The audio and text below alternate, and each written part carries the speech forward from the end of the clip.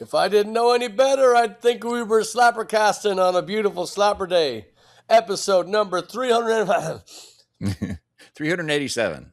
387. Yeah. 87. Are we going to do anything for the 400th? I think we should. I think we should cancel it. I think we should stop. We should. Yeah. We'll come in and we'll do like 3 minutes of 401 and then just like, fuck this. And just shut it down. Never say another word about it. Never mention it again. Yeah. Pretty good. Yeah. That's what the people want. Anyway, so what are you doing this fine Slapper Day, Dr. Smalls? Editing PSAP stuff. PSAPs. What the fuck is PSAPs? Come on, tell the crew. PSAPs, it stands for Prodigious Saps, which is a very difficult name to say, but I'm stuck with it. That is the other podcast that I do with my friend Brendan Jones. Hold on. The Brendan Jones? Ex-Houstonian, now Portlandian. He's an oregano. He's oregano. Yeah, old friend of mine I've known since he's a young 90s. guy, but you've known him for a long time. Just get it right. Yeah. And Hi, Brendan. He's a fellow that you've now officially met him a couple of times up in Portland. 3 times. He's another guy that you probably did meet or at least hear his band when you worked at the Pig. Is my guess. Yeah, no question. Because they played at the Pig a lot. Just for those tuning in to SlapperCast episode 387. I knew Chad Smalley before I knew Chad Smalley. Let me explain. We had been in the same clubs, and because I don't drink, I'm still not old enough. Watch it. Used to be funny. Because I do not drink, I would bartend. And so we have crossed paths because the bands that we saw and bands that I booked in clubs and blah, blah, blah, on and on and on, we were in the same place at the same time many times. So we had met before we started playing in rock and roll bands. So again, I apologize for the interruption. Please continue, Dr. Smalls. Well, anyway, Prodigious Saps is a show we started back in 2022, I think. SlapperCast had been rolling for a while, and I was just hungry to have, because I don't really have anybody I hang out with on a regular basis who likes talking about the nerdy shit that I'm into. And my friendship with Brendan obviously goes back to 1990 or whatever. And one of our bonding things was how much we love Superman and all that nerdy shit. So we started that show several years ago, and it's been going strong ever since. It's actually, of all the YouTube channels I run, that one has actually taken off. We have over 7,000 subscribers now and a pretty loyal audience. So it's doing well. Yeah, you should go over and check that out. Brendan is very, very, very personable, very entertaining, extremely quick wit. And again, like I have not seen an episode. I've seen clips, and they work very well together, unlike us, because I talk over everybody constantly. So I just imagine if you are into that, I know nothing about it. I would go as far as to say I dislike, and I'll be happy to change my tune if I could ever sit down long enough to watch something or read something. I've never been into it. So again, it's one of those things that we're glad that Prodigious Saps is going to. I'm very tired, by the way, but I just had the most amazing shower. I'm going to call it a golden shower. I had the most amazing day. We played last night, or a few nights ago now, here on Slapper Day. We played with the always intoxicating, exhilarating, unmatchable Lonefeather from right here in sunny old Houston, Texas. We played with them, and we did the same thing again, where we did a few songs, they did a few songs, we did a few songs, they did a few songs, and then we closed out the night. And with one Justus Swantner just running drums or drumming runs, whatever you want to say. But he was fucking phenomenal. I mean, beyond comment, beyond description. He brought the fire last night. And, I'm still giddy back. Anyway, but then today, so we finished and we got home probably at 2 a.m., 3 a.m., whatever it was. Yeah. And I was back up 7:30 a.m., back up to the north side of town. I did a move today. I moved my 2 favorite people in the whole entire world into a new apartment. And we ran in the sun back and forth, back and forth, back and forth. And it is now, what time is it? 8:30 at night. And we're just getting back in. And I'm telling you something, that shower, you know that you need to shower when you get in and the water says, the water screams. It was I mean, today was a torturous day. Today was I want to say heat index, and I'm guessing, but heat index of about which to me is absolute mind-fuckingly stupid. If the heat index is 115 or 110, which I can't tell the difference between 102 and 115, but if it says the heat index is 115, guess what the temperature is? It's 115. You can bake a cake at that temperature. So anyway, long story short, can I say long story short after I bored you now for 10 minutes? But it was exhilarating because we moved a lot of stuff. We got through out a lot of stuff. And again, my two favorite people in the whole world, my son and my daughter. I just love spending time with them. Even if we were, back in Sing Sing, doing laps of the yard, just time together is so precious and so fun, and it's just such a joy. And they're so funny. They've got such a great sense of humor. Both different. My son is dark humor and quick, and my daughter is kind of slapstick, but very, very. There's a lot more layers to that. So I complete joy today. My heart is full, and my sweat is gone. I'm just. Anyway, so today was a wonderful day, and I have to go back to Blagfeather, as we've been calling it, Lonefeather and Blaggards together with Justus, holding down the fort for both shows, not taking a break, and playing his ass off. Hopefully, fingers crossed, we have a little clip for you, if possible, Mr. Editor, Chaditor.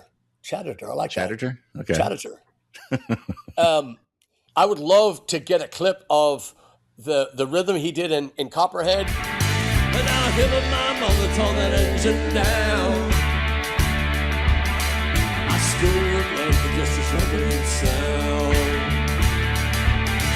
Then the sheriff came around in the middle of the night. Heard mama crying, the song wasn't right. He's headed down an ice with the wiggly load. You can smell the whiskey burning down the Copperhead Road.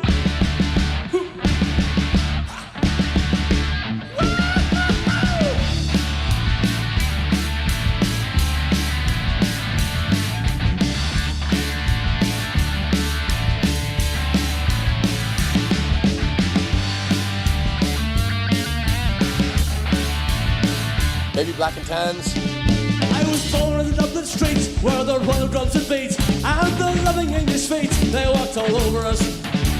Oh, each and every night when my dad would come on time, he'd invite the neighbours outside for his chorus. Come out, you Black and Tans, come out and fight me like a man. Show your weight, how you won medals down in Flanders. Oh, how the IRA made you run like hell away from the green of the lovely lanes of Killishan. Everything was great. Nothing was even subpar. Everything was beyond expectations, and we knew what to expect because he's great. But Justus was just off the charts. Sorry, Jack, just jump in here and impale the conversation. No, we've sung his praises on here a few times already because this is a second time he's played with us. I was trying to remember last time. I felt like it's been multiple times. I don't know why. There's been multiple Blagfeather shows, but there's only been 2 times we played with him. Oops, you muted yourself. Where'd he go? Whoops. There he is. But yeah, he's an incredible homework guy. I mean, he clearly sat down with the songs in headphones or whatever and just played along with them, just played them multiple times. So I would say, and he did. I don't want to. I'm not throwing him under the bus with us, but he did amazingly well. But as is inevitably going to happen when you're cramming that much stuff in your brain, sooner or later your brain's going to push back against you and say, "I don't have no idea what's going on," even though you did practice the song clearly. But it was just like 1 or 2 brief moments where I had to go over and say, "Hey, it's this thing," and oh yeah, right. Yeah, we didn't stop. We didn't stop to introduce the song. We didn't stop to, we did stop to say, let me tell you, food. We got a food truck out there. Oh, yeah. Dude. Oh, man. I was going to say, do not miss the next time. Just go to Rehab Bar on the Bayou. And I met VJ, the owner. Talk about a heart full of rock and roll and a head full of steam. That kid is on that bar is going to do some things. So we're gonna contact him again and do the same thing again. And just wonderful to see. I was gonna say old friends, but I'm gonna say so many young friends that we've known for a long time. I know it's a little longer, but they deserve it. But we saw a lot of people that came to Ireland with us in the past. It's a thrill because it seems like 99% of the time people show up from tours years ago, and they also run into people that were on that same tour at the show. And it's just, we were down in Galveston, and we met the people that live down there that came on, and then in Houston last night, and then just all over the place. And then these people that check in online are friends from Arizona that we regularly hear from. And it's such a great network, which incidentally, you do need to, you need to stay close to us, because we will have Dennis O'Carroll on here this week talking about Ireland again. So get ready to slap. There is magic when Lonefeather and Blaggards play together. There is magic when, let me just back that up. Seeing Jerry, Mikey, and Justus, the Lonefeather boys, seeing them greet each other is, I wish I had something planned. This deserves a a monologue. You talk about three completely different personalities with the through line, the connecting tissue is rock and roll. But the admiration, the respect, and the love that these guys have for each other is evident before they walk in the door. And then the banter between them, it was so difficult not to jump in and make some, pornographic, bestiality. I mean, just anything to muddy, thing. But it was just too great of a banter. I think the Aussies call it patter, which is kind of, it doesn't give enough oomph. It doesn't have enough weight but it's definitely different from banter, and it's different from, but the joy and the enthusiasm that they have when they connect. That's why their song, that's not why, but part of the reason their songs are so great, and the reason why Chad and I, and of course Turbo as well, the reason why we've just dug in there, I mean, attached ourselves, those poor bastards, they can't get away. They just can't get away, because we're not only fans, but we're like, hey, motherfucker, you're our friend. You don't get to leave now. And I mean this in every way. I'm not being hyperbolic. I'm not being silly. I'm really being as honest and as true to what's happening as I can. But there's magic when they play. The songs are great, and the execution is great. And I think I saw their best version that I've seen so far, and they've all been good. But I saw their best version of Dissolve last night. Yeah, I thought the same. Yeah. And the shut-uppedness of the room was so dynamic, so breathtakingly beautiful, scorchingly, magnificent to be in the room where that kind of command hits a room.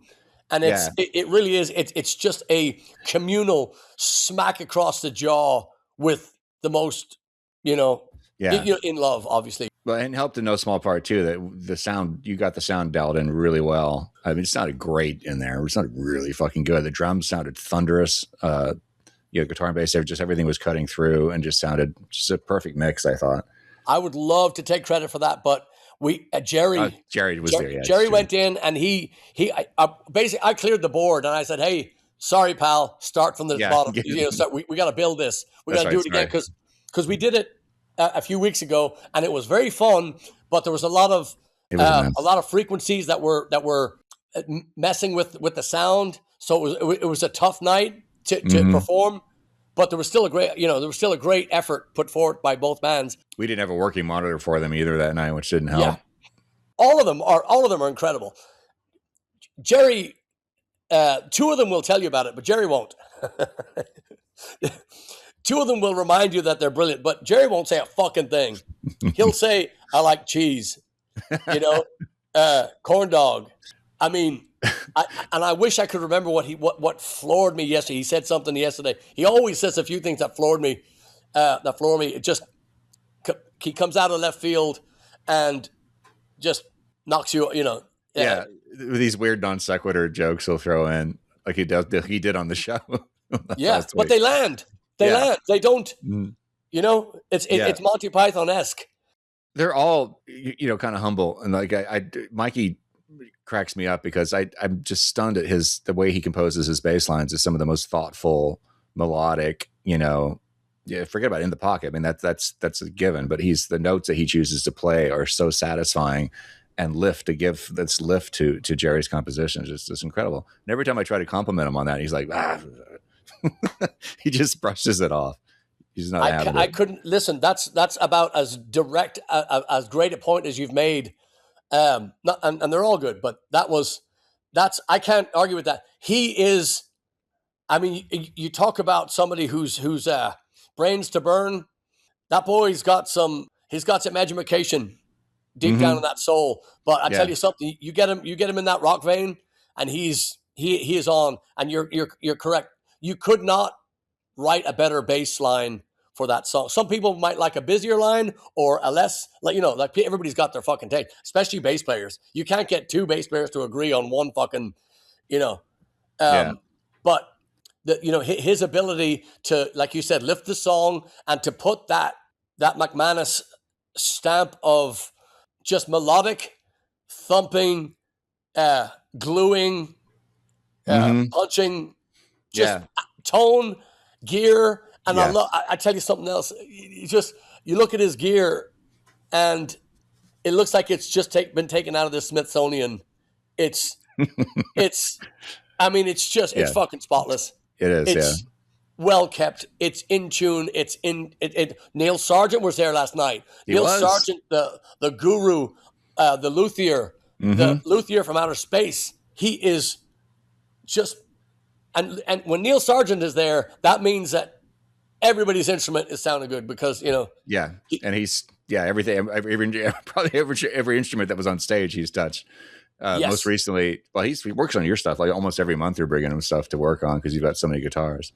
But it was just earlier this year he refretted my old jazz standard bass, which is my workhorse, has been for 20 years. And so he recently got it back in great shape, and it's like good as new, and I love him for it. So he's also done work on my acoustic guitar several times throughout several decades, the same guitar. But anyway, that was so cool to see him there last night. Yeah, I'm gonna segue here. Segue. Hey, I'm gonna segue over to Lady in Red, our brother, Mr. One Leg Newton, Mr. No Knee Newton, No Knee Newton, No Knee Never No More, No Knee Newton. Say that fast. You called him Hop Along last week. Hop Along? I didn't catch that till I was editing it. That was good. Oh, we better not. Yeah, don't let him hear. Well, he won't. No, listen, in all fairness, he was supposed to be there with us at Blagfeather and had every intention to do. I saw him today on this fine Slapper Day. Whatever day you're listening, even if you're listening to this in 2028 or, 3019, it was the other day. And he said to me when I saw him today, whatever day it is, he said, he looked good. It's weird, isn't it? He and Stacy always look good. Doesn't matter if they're... Yeah, what's up with that? It's fucking weird. Elaine was there, our friend from Sherwood was there last night, and she said, your face looks like an unmade bed. So she said, well, that's what I said, but now I'm going to give her credit for it. But Turbo saw every intention of going, and there are people that say, yeah, I'm going to be, and then circumstances happen. I'm going to tell you something today. Turbo looked good, all red, still red. The operation didn't take, but in all seriousness, he is in agony. So whatever knee replacement you had, that is 0.0000001% of what he had. I'm telling you something, to look at that knee until it doesn't look bad. It really, it's swollen and he can't straighten his leg yet. But just the misery, the torture, the torment, the agony, the nonstop frustration that boy is feeling right now is it's immeasurable. And I say this with all sincerity, and there's no hidden nothing in it. It's just that kid he's giving it everything, and he's not taking a shortcut. The physical therapy people told him to back off. We got to slow this down. Oh, Your knee is not ready. This is going to take a while. I mean, I'm trying to tell you in this, and I'm spending way too much time as usual, but this is important. He is not. He is going to recover. He's going to beat this. His, I was going to say legacy, but I'm not going to say legacy because that's close to the knee. But his life story will not. It will be knee free, if you will. It's going to be. It's going to be. It's going to be joint moot. It's going to be surgery. It's going to be blank on the pain. His story is not going to involve this chapter, meaning it's going to take him a long time to get back. But I'm going to tell you this as his friend. He shouldn't have come last night. He tried to, and I'm so glad he didn't, because he shouldn't have even been out today. Which is not to say he can drive and he's conscious. He's not on pain meds or anything. But when you have that kind of drive, when you have that kind of love for, your friends, you kind of will move heaven and earth to make shit happen. And so I just want to say today on SlapperCast, especially from, Impaler and myself, that Turbo, take your fucking time, get well. We are in good hands, and you are missed. Everybody says it. Keith York was there last night. He said it. Justus said it. James Edwards says it. Vinny Appice, wearing our Blaggard t-shirt, said it. So and all seriousness, Turbo will be back. That when you see him back playing drums, that's as soon as he can make it. So, yes. He is. I can't say enough good things about him. I wish he wasn't going. He was making my stomach turn today with the description of the physical therapy and just the daily routine of what he has to do to try to straighten that leg and try to get. So again, not to make it all,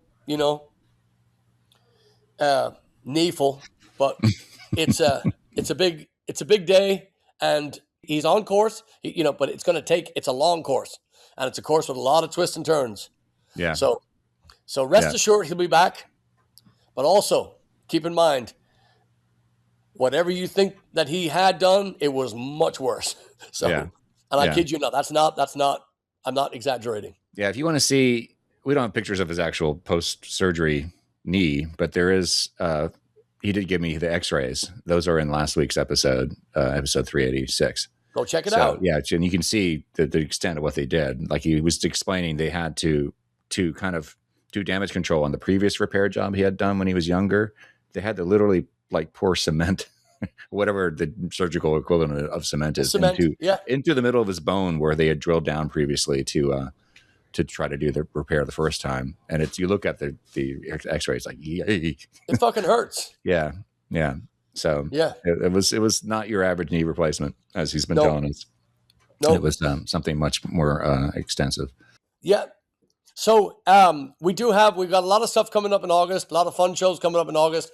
We do have, we're going to have Dennis O'Carroll on as soon as we can nail that as soon as we can get him in. A lot of fun stuff coming up. August and September, we're going to be back doing our thing, and you're going to see a lot more dates popping up because we have we just have some compromat on Justus, so we can get him anytime. We got James coming up. James is with a band called Moses Guest right now, and check them out. Chad does the website. We've been friends with them forever, and I'm telling you something. They are doing something special. They're doing something very, very, very special, and Great music, great songwriting, great vocals, great band performance. Yeah, Just absolutely. two guitars, keyboards, bass, drums, James on drums, and James is singing now. And I'm telling you, Yeah. Houston is a hotbed. Yeah. I would say I was going to say 4 of the most talented musicians I know. Now it's 5. And Yeah, they're also going, as James has been telling us, they're kind of going through a little bit of an evolution right now of sound. They've long been kind of a very relaxed, laid back kind of jam band, as self-described. That's how James has described it in the past. A lot of Grateful Dead and their sound, but also I would say like Grateful Dead, but like if Steely Dan played Grateful Dead, because they're much better musicians than Grateful Dead. But that's that kind of flavor. But now Graham Guest, their lead singer songwriter, is kind of moving in a more of Americana direction. I'm told. I've not heard this stuff yet. But he's also been playing pedal steel guitar, which is new for them. So I saw pictures of that. I haven't heard it yet. I'm dying to hear this. Yeah, this would be a good time to check them out because they're growing. They're doing new stuff. yeah, It's pretty cool. yeah. They are, and they're. It's annoying because they're all so nice. I'd love to have something on them to say, oh, those motherfuckers use music stands and backing tracks, and they don't. They're Yeah. nice. They play everything themselves, and they're good. And so it's just so great that that they're our connection, because of Chad doing their stuff. Our connection has grown. We want to talk to them on our podcast here on SlapperCast. We want to get them on here and talk, only because the music, the Houston music scene is a lot more that. Let me rewind a second. When I first moved to Houston in 1990, maybe 91, it was blues and then cover bands. You just couldn't really see anything. There was a band that used to be called Texas Heat. I think it was Texas Heat. They had a 6'5" lead singer, tall guy, long hair, great singer, soulful, and they used to play at the Black Forest back in the day.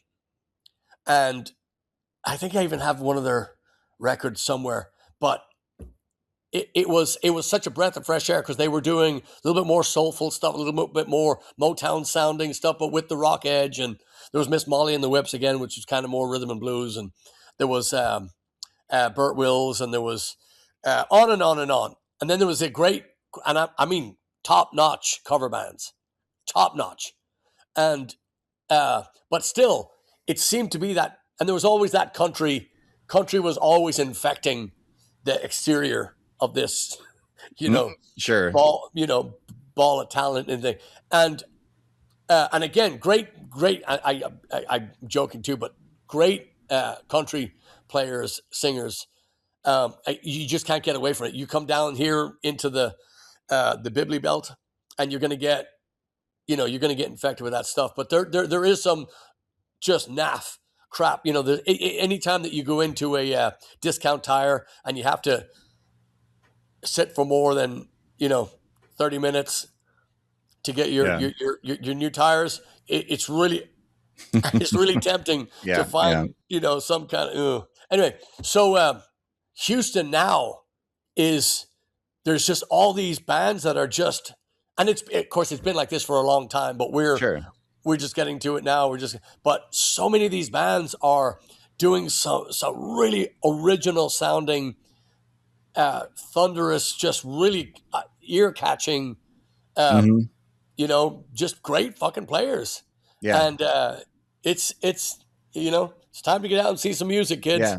That's all there is to it. We'll say things have changed a lot because of technology and so forth. But we used to complain in the 90s. You're talking about my original cutting my teeth period, late 80s, early 90s. When I was in the change, we used to complain. Everybody would complain. Houston music scene sucks because there wasn't enough coverage from the local. Mostly because there wasn't enough coverage from local press at the time. Chronicle, the Houston Post, and then public news. who did cover local music, but they were very selective about who they would give time to. So people were resentful of them too. So it always just felt like there was this battle going on to try to get attention. Now you can basically find your people online if you're savvy enough and motivate your, and, you know, sort of rally your fans and find your niche. And it's a lot easier for I think for original bands to build a following now than it was back then. Not that it was impossible, because there were bands, you know, you talk about, you know, it seemed like Houston was mainly, you know, country and blues, but there were bands like, you know, we had Zuzu's Pedals, who was playing at the Pig occasionally back in those days, but a lot of the other really, really great original bands like Flesh Mob and Joint Chiefs, Deschmog, they were playing at places like the Axiom and Fitzgerald's definitely, Pick and Pack, you know, Rudyard's, those types of places. So they were out there, but they were very it was very underground. Yeah, the Ale House for big time. Yeah, but it was more of an underground thing back then than it is now. Now, you know, it's great. I mean, I think a lot of people don't realize how good they have it now compared to back then. It's totally different world, but I think it's a good thing what's happened for indie bands. Oh, it's incredible. There needs to, well, of course, you know, in a perfect world, we'd have more venues, and more venues. What I mean by that is not just a honky tonk with a speaker in a corner and a little triangular stage that's good, you know, big enough for one small guy, you know. But all that said, you know, Houston has got some stuff going on. I want to combine our show. I want to get some. So let me finish that thought here. Let me slow the brain down. I would like to have, at some point, I would like to have a stand-up comedian, or maybe two, that we intersperse, and we have. I would like to start working with that. You know, I know it was done in the 90s and it was done, but I would like to kind of intertwine these shows with an MC kind of stand up, you know, to where you get to do 5 minutes, you know, no more than 8 minutes, you know, unless you're, you know, shit hot, you know, you're lighting the room up, bringing people in, you know, then more. But I would just like a little bit of a breather in between the bands, to where you don't have to listen to Hotel California, you know, the gospel version or whatever the fuck it is. You know, take the jukebox off, turn the TVs off. Let's have let's have a show. And the downbeat is at 7:30. It's not 7:31. They're on stage and they're tuned up and they're ready to go. So at 7:30, and go. So, and 7:30 could be the introduction, or maybe it's you know, just to have that. And so show, and then it's going to be from this time to this time. And you come at that time, unless you're, you know, throwing a few $100 bills at the band, they're going to stop. But I just love to have that, to where it's, you know, you're going into, you know what you're getting when you go in. If you're going to dance, that's your band. That's your night. But you're also going to have an MC, and it's not going to be an MC to where you walk in and they're doing dead baby jokes, or they're doing, you know, it's going to be a you know, that's what I'd like. Just somebody that can just entertain, read the fucking room, and Bob's your uncle. So with all that said, I'd just like to say we're going to have a lot of dates popping up here in August. We're really looking forward to get back on the fucking road. Yeah.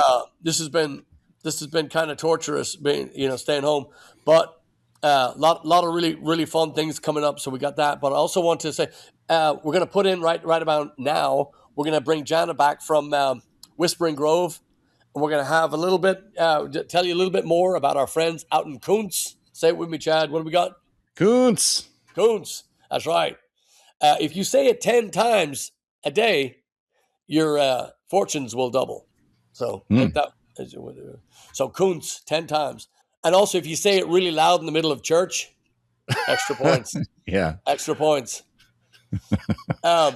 Anyway, I digress. So Jana's going to tell you a little bit more about Whispering Grove, one of our favorite places out in Kuntz.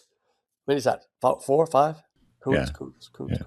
Oh my! I feel rich already. I'm blessed by the Lord. We are on with, ladies and gentlemen. Look at that. This is the Whispering Grove episode. So let's start at the beginning. Whispering Grove in Kuntz, Texas, which we've had more fun with the town's name than ever before.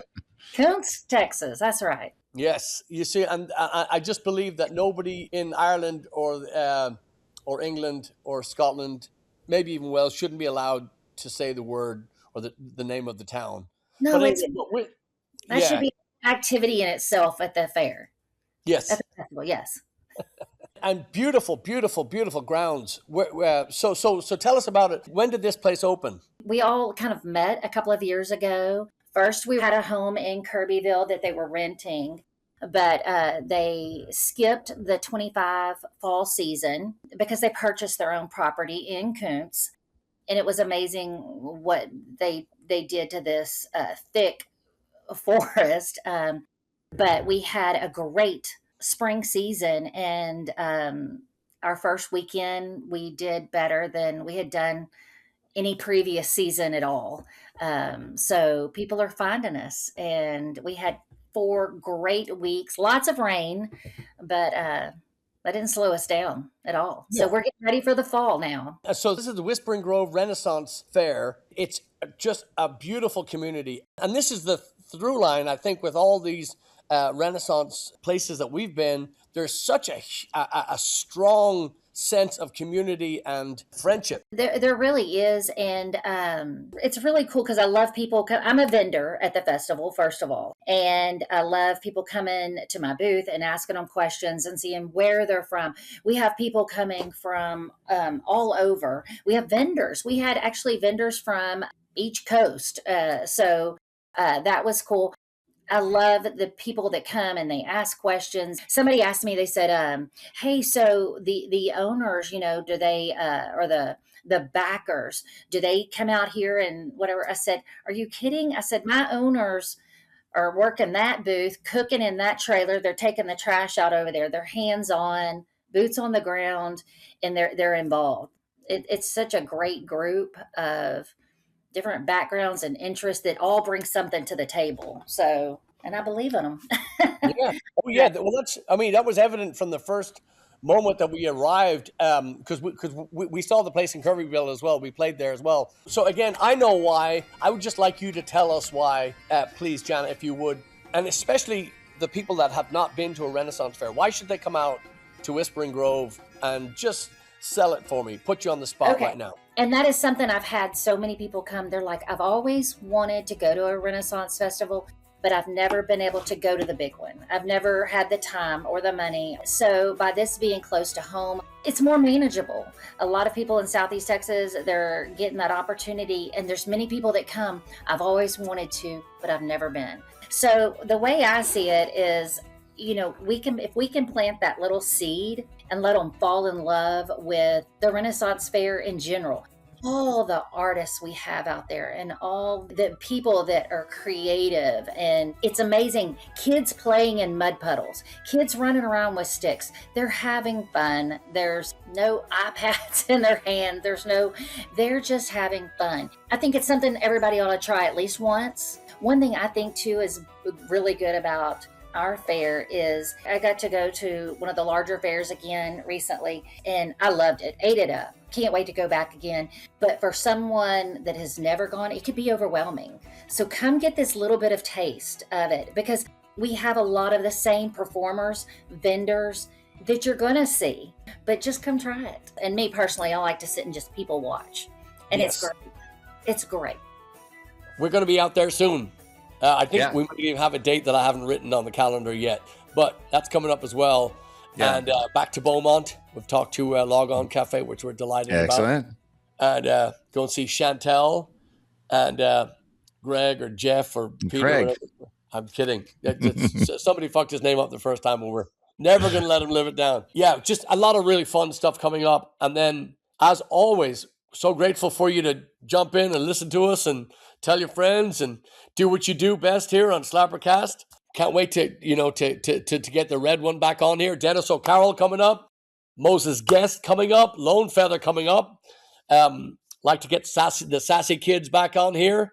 And we're just going to start lightening up. As the heat rises, so does the content on SlapperCast. We thank you. The Dark Lord thanks you. Your mother thanks you. Right? She said, yeah. Oh, cool. So We're good. All right. All right, y'all. We'll see you next week. Thanks a lot. Yes. Tune in. Cheers.